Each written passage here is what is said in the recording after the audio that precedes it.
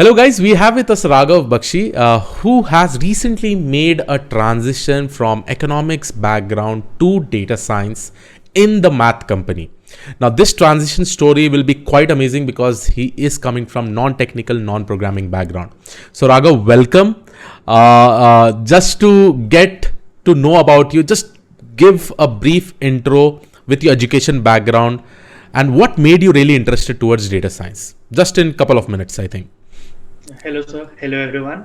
My name is Raghav Bakshi, and I'm from Jammu and Kashmir. I've done my master's in economics. So, after getting over with my 12th standard, I got myself enrolled in a 5-year integrated course in Hmm. MSc Economics. So, after doing it, I have learned everything,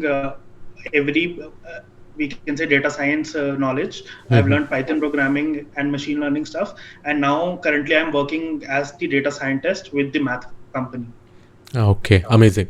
So, Raghav, like you're already coming from the non-technical background and you're part of FSDS February batch of iNeuron. Uh, uh, Tell me about your experience with respect to the interview, first of all, quickly. So basically, I have given interview in more than I can say 7 to 8 companies. Out of those 7 to 8 companies, I was able to crack interviews for 6 companies. So Hmm. talking about the interview thing, Hmm. the interview expects you to have a bit of knowledge of every, we can say, machine learning algorithm. He doesn't want you to be expert at every algorithm, but at least you should know the basic of every algorithm and how it works and Hmm. how one algorithm is different from another algorithm. Hmm. Hmm. Hmm. Hmm. Basically, that is the key. You should be able to distinguish. Okay.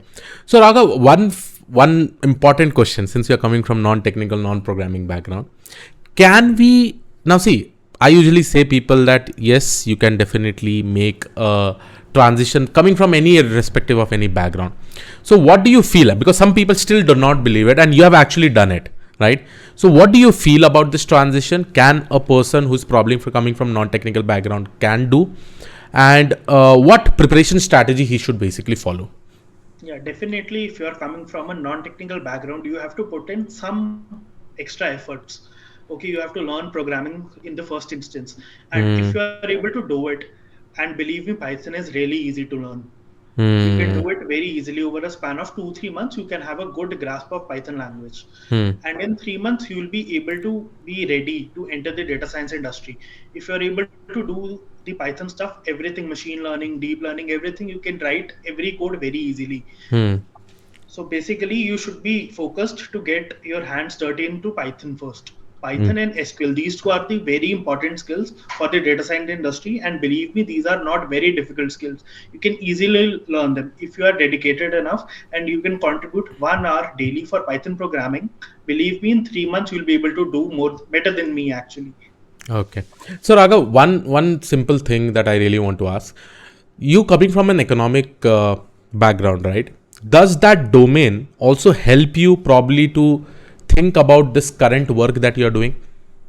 Yeah. Anyhow, does it help? Yes, coming from economics background helps me at every point. Since Hmm. I am from economics background, we people have a good grasp on statistics. Hmm. And statistics is one of the most important thing in the data science. Coding is a separate part, but if you are not able to understand the problem, you won't be able to solve it. So Hmm. coming from an economics background will gives me a proper broadened point of view. Okay, Hmm. I have to explore every aspect because in economics we usually study customer behavior, and Hmm. firms also try to study that only, how they can Hmm. maximize their revenue, how they can know their customers better. So Hmm. basically, that is what I have learned from my economics, and I am utilizing it here. Okay, amazing, amazing, Raghav. So, finally, Raghav, just one final question.